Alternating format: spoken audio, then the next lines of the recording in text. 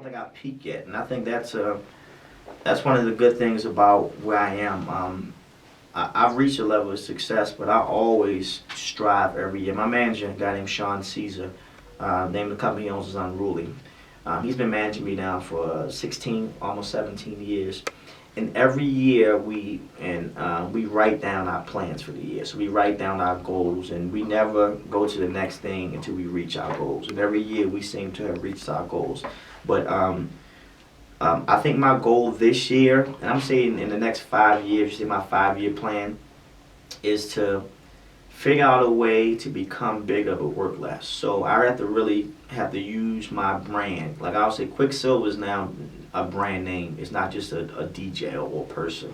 I have so many companies and brands that I represent, and that's because I really figured out a way to marketing brand myself as this entity. Yeah. So now it's time to take that entity and that brand name and expand on different things. I want to open up a DJ school. I'm not going to say I want to. I'm opening up a DJ school. Okay. That's one thing that I'm going to do for 2 reasons. One, I really want to teach the culture of DJing and what hip-hop is, and really teach it the right way of really learning the culture of hip-hop. And secondly, because I want to have things that I can now say I don't have to DJ as much, because I now have these things that are still representing Quicksilva, the brand, but it's still helping me make money, so I don't have to be out in the club 7 nights a week, on the radio every day, and on TV every week. So definitely that's my short-term goal is just to work less but make myself bigger. Also, I really want to get I've been doing BET 106 in Park now for the last, it's almost been a year now, and like TV is definitely my next thing. I've been in radio now for over 15 years, and clubs over 20 years. So TV, I've noticed since I've been doing TV consistently, it's helped my bookings to really go up, and it helped, and that's why I think radio. I would say radio and TV are two different things. You can go on the radio for 20 years, and people know your name, but they might not know the face. Mm-hmm. But once you get on TV and people see you every day, then you become that celebrity, I guess you want to call it, because now they see you, and you can also use that to get other things and help market yourself as a bigger name than you was at first. So I really want to get into to TV, do more TV, acting maybe. I don't know if it comes down to it. That's not something that I've always wanted to do, but why not if the opportunity presents itself.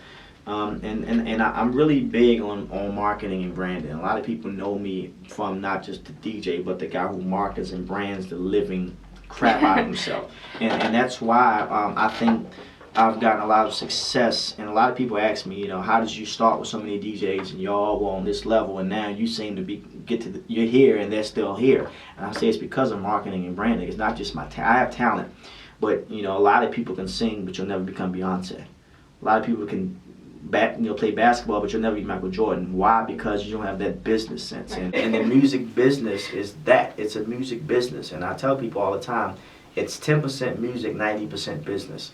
So the people who get that philosophy and get that it's more business than just your talent, go further. That's why you have certain, I'm not calling anybody out, but that's why you have certain people that might not have the talent, but they become this mega star because they have the right team in the right circle, and they have the right business mindset, and somebody's guiding their career, and that's why they're becoming this. So when you have a person who's talented, and they also have all the business aspects of marketing and branding and having a management and PR and law and all these things together, it helps them to elevate a lot faster than the person who just has a talent. So I've built a strong team between my manager, between my wife, and just my team of people that really help me on a day-to-day basis.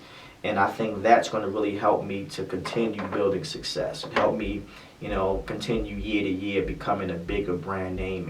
And hopefully one day I want to turn that into my own marketing and branding company. Because I say one thing that I know probably just as much, or if not more than the music, is marketing and branding. And I love it. And it becomes, I always say, it's the hustle to me. It's the drive to, when people say you can't do something. And I remember when I came here, I've been in D.C. now for the last 10 years.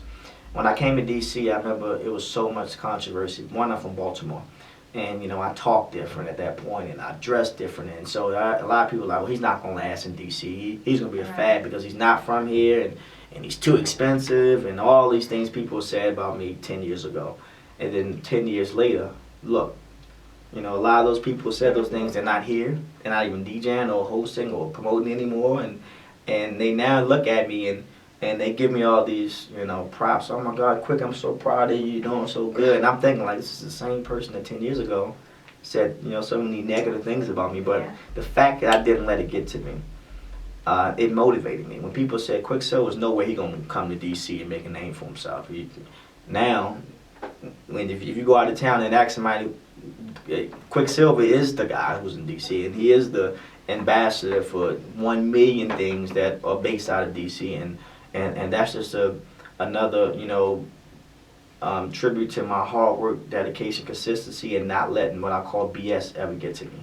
Not letting the hearsay or the hate, as they call it, get to me. You know, with success comes envy, jealousy, and hate. And if you can't handle those three things, you're not ready for success. So I've never let anything that anyone said negative get to me. And people always say, you're always smiling, you're always so happy. I'll say, wow, I don't have anything to be upset about. You know, I'm successful. I got a great career, a great family, and I'm you know, if anybody says anything negative about me, it's probably because they don't know me personally. Yeah. So if you know me personally and you know how much I do, not just for my family, but for, you know, other people and how many people I've helped in this industry, there's no way you can say anything bad about me. But, you know, there's still some people that probably don't like me, you know. I don't care. It comes with the territory. Yeah.